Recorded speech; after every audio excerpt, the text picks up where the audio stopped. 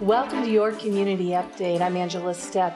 Today's broadcast will be aired here on WSOT TV at 5:30 p.m. and then again at 10:30 p.m. this evening. And then again on Sunday, July the 26th at 10 a.m. and 5:30 p.m. Now, we want to say a great big thank you to the local leaders who have come to share the important community update information today, as well as to our local media, WBAT, the Chronicle Tribune, and the News Herald, and the many other media outlets that help to distribute this vital information to you. Joining us now will be Public Health Nurse Amber Turner. My name is Amber Turner. I'm the Public Health Nurse for the Grant County Health Department, and I'm here today to talk to you, to give you a little bit of update through the Health Department as to what we have been doing, what we're continuing to do. We've been working along with the schools, trying to get the schools safely reopened so the kiddos can get back in school, but yet that we're doing it in a safely manner. And I know the schools are working really hard to gather those plans. They've gotten guidance from the Department of Education, and they have been in contact with us. So we are working along with them to be able to get the schools going so we can get the kids back in school. Also, we are aware of, we have seen a slight increase in cases on our community. We are continuing to monitor that situation and keeping an eye on if any individuals are hospitalized, if we see an increase there, or if we see an increase in deaths. And I'd like to remind everybody that when we give our daily counts, we're including positive cases, which are confirmed from the lab, but we're also reporting individuals that have clinical cases, but maybe registered negative on a lab result, or they just presented with symptoms. So erring on the side of caution, those are also reported.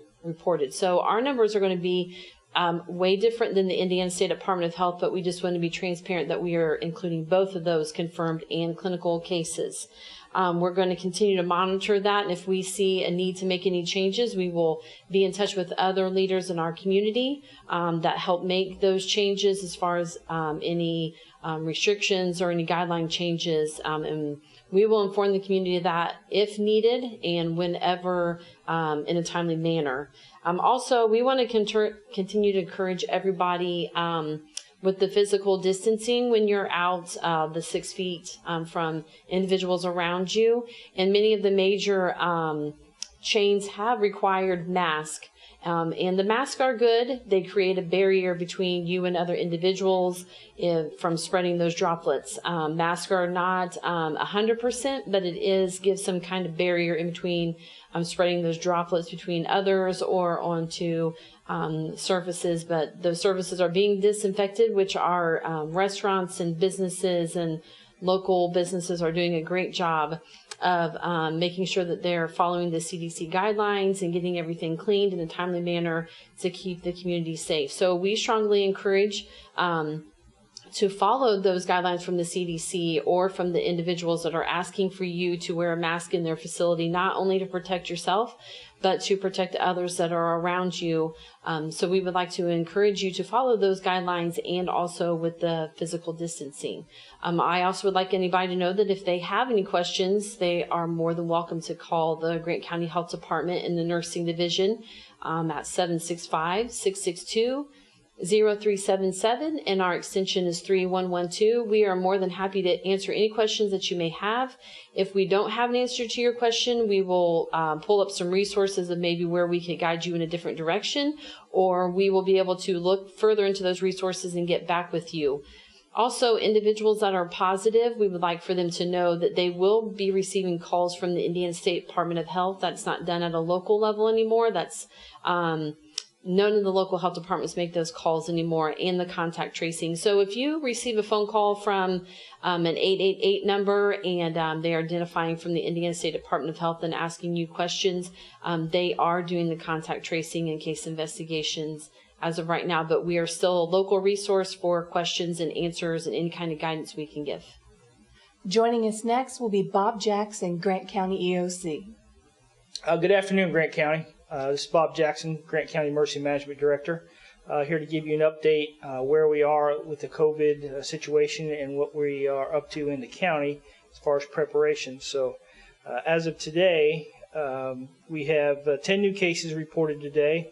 That brings us to a total of 582 cases, positive cases reported in the county to date, with 28 deaths, unfortunately.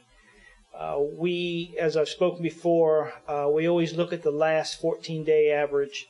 And over the last 14 days, we have been elevated. For several weeks, we were averaging about 4 cases a day.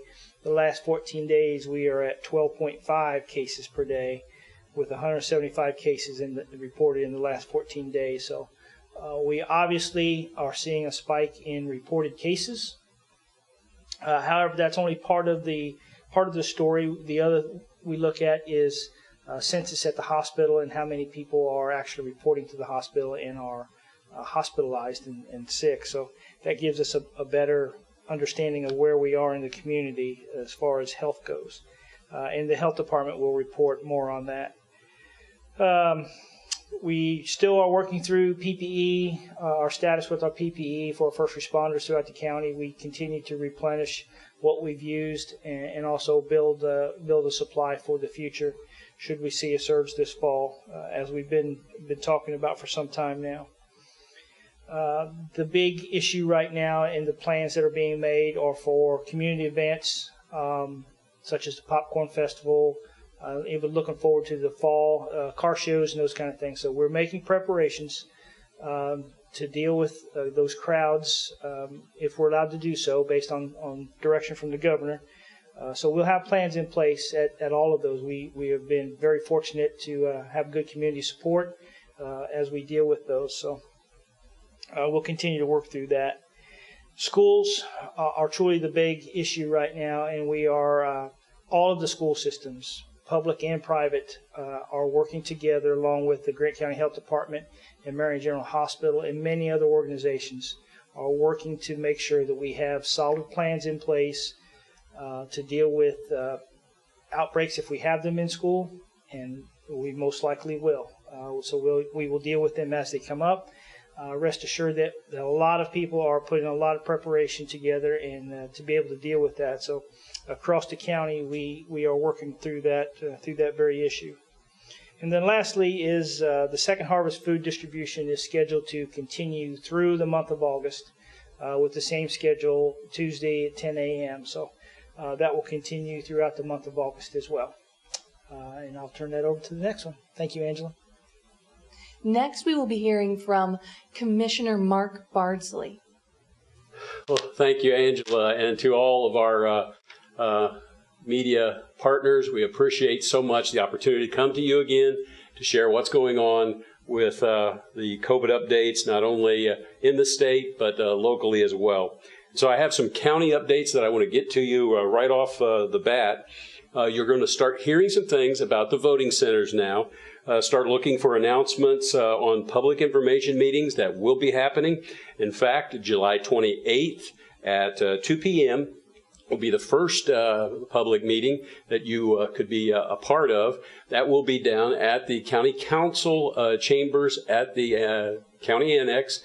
Again, that's at 2 p.m., but we only have a capacity of about 25 or so you can access that particular public meeting via the internet, and you'll be able to get that information from the county website, and there'll be special information on how to connect in on your cell phone or on your computer at home. Also, be aware that August 27th, there will be another public meeting at College Wesleyan Church. That'll be at 6 p.m. These are public meetings to inform you about what's going on with the new voting center concept, questions that you may have, and there'll be answers and Q&A that can go on during that time. I also want to remind you that if you are interested in running for school boards from July 22nd till August 21st, that's the time to be filing for school board positions, and forms are available at the courthouse or again online at grantcounty.net. Go to the courthouse tab, then the clerk's tab, and then you go to the election voter registration tab for forms and more information. Do want you to know that the county highway is working on a couple of different bridge projects on 100 North, just east of 600 East. There's work going on, as well as work going on at 700 East out in the county. Very shortly, you'll notice on Garthwaite Road between Gas City and southeast Marion that there will be bridge work, and that's going to take 3 or 4 weeks to accomplish that. So be prepared for a kind of a longer route between Gas City and Marion for a while. Now, with regard to Indiana back on track, 4.5, wanted to update you on that. This process is going to continue through July 31st. And so, again, be aware there are CDC restrictions, things that you need to be doing that help. And just some general considerations that I have marked down that I wanted to get to you today.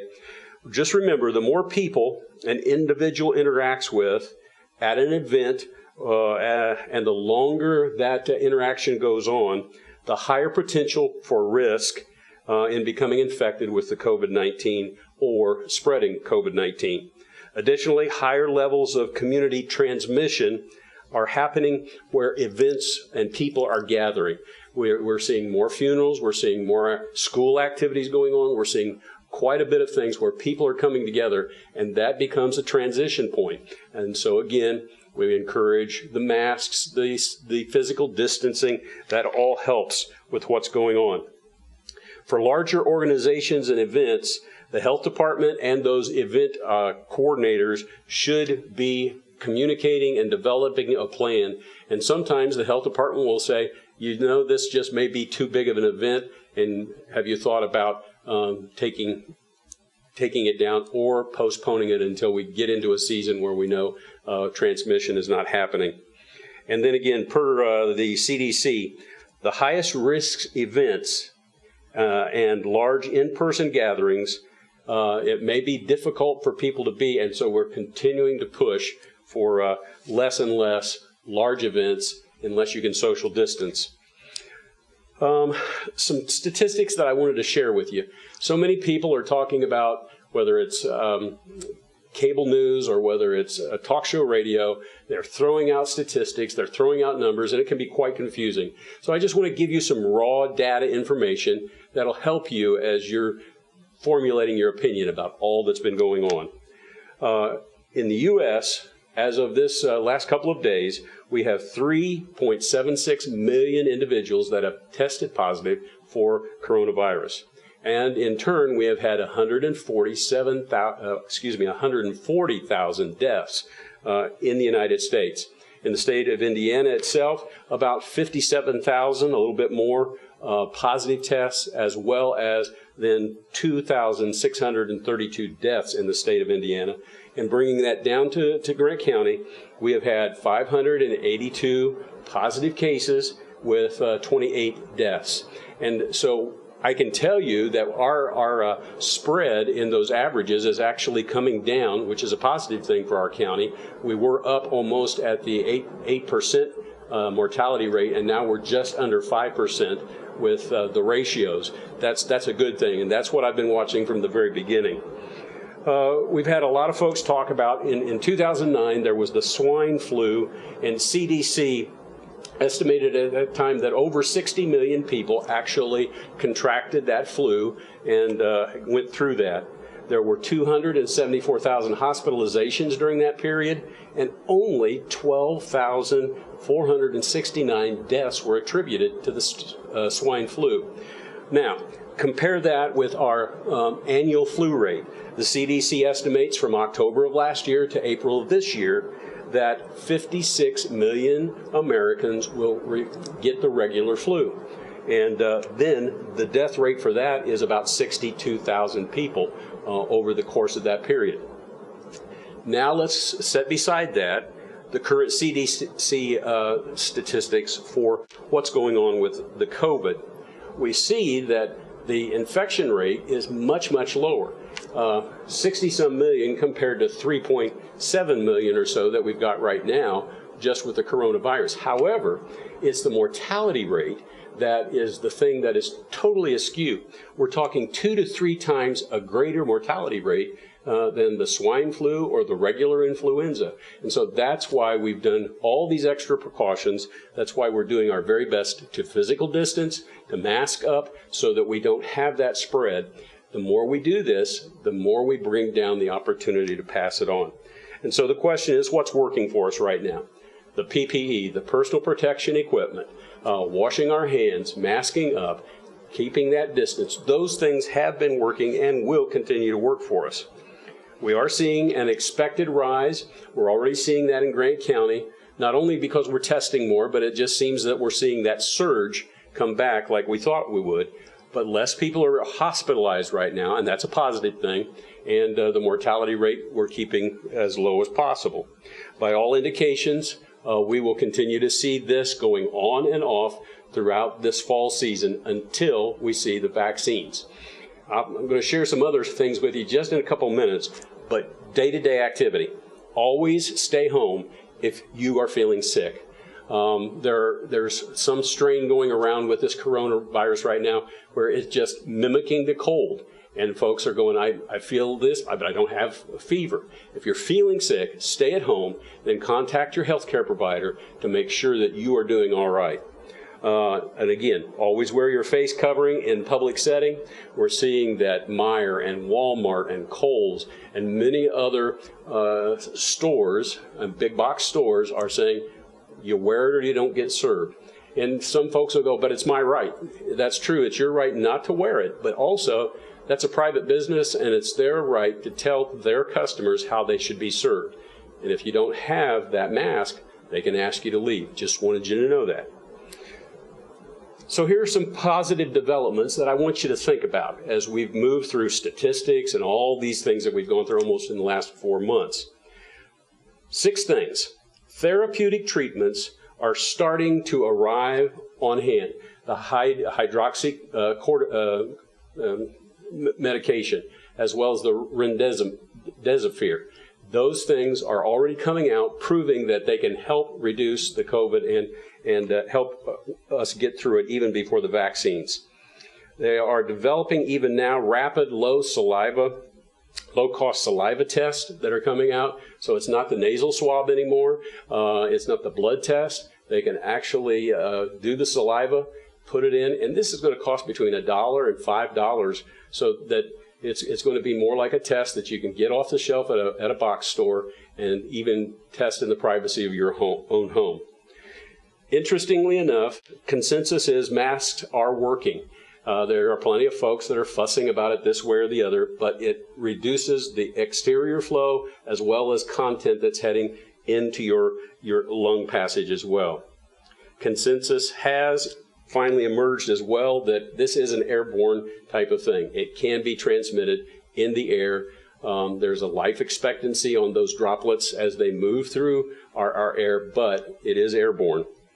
There is some science, and this is very interesting. A small percentage of the American population, the world population for that matter, some experts are saying between 20 and 50%, actually have an immunity from previous coronaviruses that have been going throughout the globe. And it's known as memory T cells.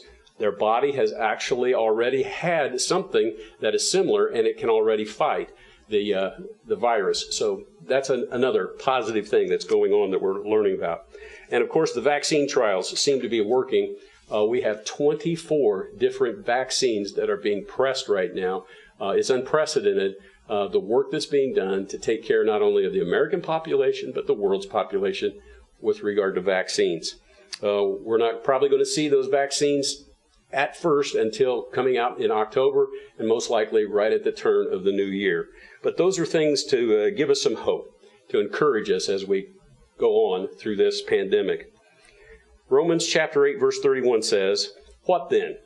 What shall we say in response to these things? If God is for us, who can be against us?" And just a few more verses down, Paul said, "For I'm convinced that neither death nor life, neither angels nor demons, neither the present nor the future, nor any powers, nor heights, nor depths, nor anything else in all creation will be able to separate us from the love of a God that's in Christ Jesus, our Lord. And so what I'm saying today, with all of the facts we've thrown at you, is we have reason for hope, even on this earthly human level. Things are getting better. We're getting the medicines developed we need. As long as we keep doing our part, we'll do well. And we are headed in the right direction.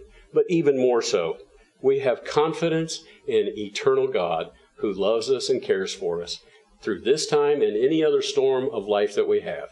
So as always, stay safe, stay steady, stay strong. Thank you very much. And now we welcome Superintendent of Marion Community Schools, Dr. Brad Lindsay.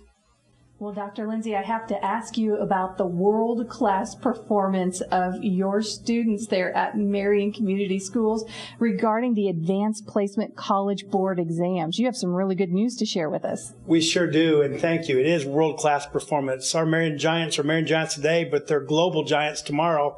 When it comes to the Advanced Placement College Board exams, at Marion High School, there are 15 content areas that we take these advanced placement exams. Listen to these results, because 10 of the 15, we're way ahead of the state, way ahead of the nation, and way ahead of the global, the world. In calculus, we had 40 students take the exam, 39 passed, with many with a perfect score of 5. In fact, the calculus AB, 17 out of 17 students passed that. On the calculus BC, which is the higher level of calculus, we had 22 out of 23. Great job by Doug Porter and our Marion Giants. Tashima Davis and, of course, Nate Larson, our great art department. Once again, 100% pass rate on the advanced placement exam. Our results are 100% and way ahead of the global and state. Biology with Christy Philippi, way ahead of the global with 87.1% of our students passing. The global average was 69 and state 64. 27 of our 31 students passed that biology exam. Chemistry with Mr. Dave Tippy, we were 9 percentage points above the global average, and we were 18 percentage points above the state of Indiana average. Computer science with Dr. Travis Houston and Dave Spargo, and last year the #1 ranked team in e-gaming in the state of Indiana. We were at 83.3% pass rate. The global was 71 and the state was 70. English Lit and Comp with Mr. Terry Lakes. We were 12 percentage points above the global pass rate, and we were 19 percentage points above the state. Music theory, we were way above the state. Environmental science, once again with Christy Philippi. Listen to this. We were 19 percentage points better than the globe across the world, and we were 20 percentage points better than the state of Indiana. And then psychology, and boy, can't we all use some mental toughness and agility and social emotional learning. We were 6 percentage points above the state, and we're tied with the globe. So Marion Giants, we are world-class performance. We're leaders in the world today. I would like to ask you about some of the preparations that you have put in place, the new safety aspect with the Indiana, the in-class safety guidelines. Would you share with us a little bit about that? Thank you, Angela. Yes, the in-class guidelines that the governor had asked the Indiana State Department of Health, Indiana Department of Education, and the Family Social Services Administration to come together, align into this national CDC guidance, and put out for COVID-19 health and safety re-entry guidance for schools. Now, that's what all of our schools, as we're submitting our plans to reopen, are utilizing. And so schools are reopening for Marion Community Schools. That's August 5 across the county. They're all opening within the next 2 or 3 weeks. And we're all offering on campus or online. So let me explain at Marion Community Schools. All of our Giants have the opportunity for at-home learning through our Giant Online Academy, and we have made so much progress. Angela, we have been intentional the last 4 months to put those plans into place. Now, families can choose to be online to start the year. They may choose to be in there all year long. They still have full access to activities like music, the arts, and athletics. They're Marion Giants. They're just learning from home. They'll be signed an iPad, they'll be issued an iPad, assigned a teacher, and have full access to our robust, future-ready curriculum. So you can start the year off any given time you want to be on campus, you communicate with us and we'll work with that transition time. Or families, you can start on campus, in-person learning in one of our great, awesome schools. At any given time, you can say, you know what, we think that at home, Giant Online Academy is better for us, and we'll work with you on that as well. And so we're really excited about our Giant Online Learning Academy. And Angela, we have just over 300 students and families that have chosen that at this point. And then this Thursday, July 22nd, is when we need all of our families to please get online and register, enroll, and indicate that you want that Giant Online Learning Academy. Now, if you're having any problems at all with the online registration, please contact a principal or their secretary, their office team, or contact our awesome tech department for help with the online registration. We know that the best learning for our students from preschool through 12th grade is on-campus, in-person learning. That's the way that we can best meet the total person needs of our students from every single area. We just love to have people on campus because we think that's best for students. But I wanted our families and community to understand the restrictive guidelines that we have from in-class. Now, the in-class guidelines are aligned to the national CDC, and the purpose is, during this COVID, as our health experts are trying to figure the best way to combat this COVID, they've got to put these guidelines together. The reality is, though, if a student or a staff member is identified COVID positive, what this document says is schools must close down for 2 to 5 days. So if that was a Thursday, maybe it's just closing down for a Friday, or if it's a Friday, maybe it's just for the weekend. But schools must close down 2 to 5 days, it says, so we can do the contact tracing, the communication to all stakeholders, and the extra thorough cleaning that we're going to be doing all the time anyway. Whenever there's a COVID positive test, so we all can trace and combat this COVID, the state or county public health will communicate with us, or if a staff or a student has informed us and we've not yet heard from county or state public health, then we'll report it. Because when schools know of a COVID positive case, we are mandated to report it to our Grant County Public Health and to our state public health. A couple things on that I want everyone to know is our Grant Public Health is understaffed, under-resourced. They need our help. And there's serious ramifications for this because every time there's someone that's COVID positive and you do that contact tracing, in fact, Angela, we had a real case last Wednesday. One of our student athletes, outdoors only at a practice, was identified COVID positive. So in a great partnership with our Grant County Public Health and Amber Turner, our nurse, who does a fantastic job, along with Dr. Moore, we did the contact tracing and the communication, both the county public health and our schools. But as a result of the contact tracing, you know what that means, 6 feet or closer for 15 minutes or more, mask or no mask. And so we have 7 students and 2 coaches that are in the process of being quarantined for 14 days, and they're halfway through. Now just think, if that had been in a regular school day inside our building, then we would contact trace every class, every lunch, every bus route, every practice, and contact trace and try to identify people that were within 6 feet or closer of the student or staff member that was identified COVID positive, and then immediately the quarantine, the encouragement, if you're not feeling well, to see a primary care, and also to go get tested. Those would be the things that would be communicated from the public health or ourselves. So it is really a real challenge. We know kids are better off in school, but underneath these current guidelines, whenever there's a COVID positive case of a staff member or student, the reality is there's going to be a stop on the on-campus learning until the contact tracing, communication, and thorough cleaning can take place. And then all the people that had been in contact, maybe within 6 feet or closer, 15 minutes or more, they'll go in quarantines.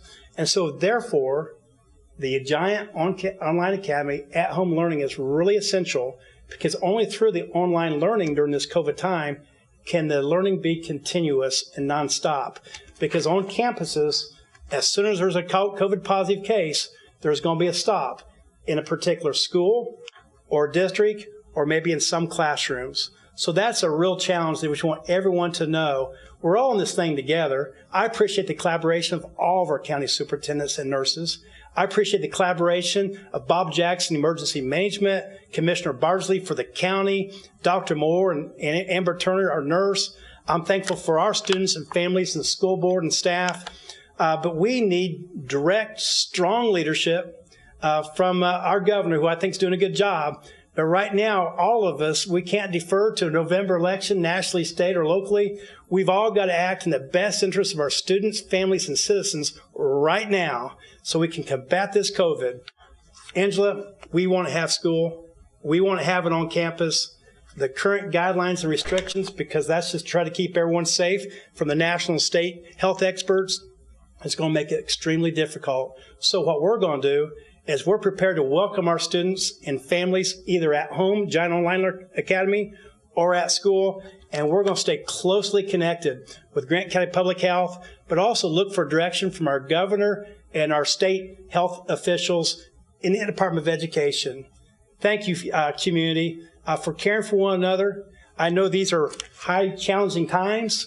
We're excited about the opening of school, online or on campus, but we just want everyone to know the real ramifications whenever someone's tested COVID positive, all the safety protocols that must follow, and the starts and stop of on-campus learning that may follow as a result. Students, guardians need to make sure that they're taking their safety precautions, mask wearing, etc., seriously, and they need to be prepared to experience some start and stop in their learning.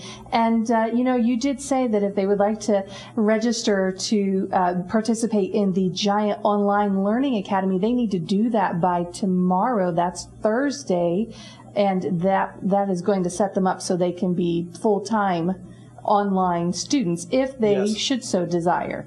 Yes, if you haven't already done so, as soon as you hear this, please get online and indicate if you're choosing the Giant Online Academy or if you're choosing on-campus school. Giant Nation, we love you. We want to serve you. Angela, I really thank you for this significant opportunity. Also, families, before your child goes to school, please, there's some safety symptom screening. Please check if they've got a temperature. If students aren't feeling well, please keep them at home. We're also going to safety protocol them at school. We're in this thing together. We're going to continue to collaborate and cooperate and communicate as one Giant Nation, as one community. Thank you. As we conclude today's community update, we'd like to remind you that it will be rebroadcast here on WSOT TV today at 5:30 p.m. and then again at 10:30 p.m. and then additionally on Sunday, July the 26th at 10 a.m. and 5:30 p.m. Thank you again to all of our local media partners, and we ask that you stay tuned for some more quality family programming that you can trust right here on Sunnycrest Outreach Television.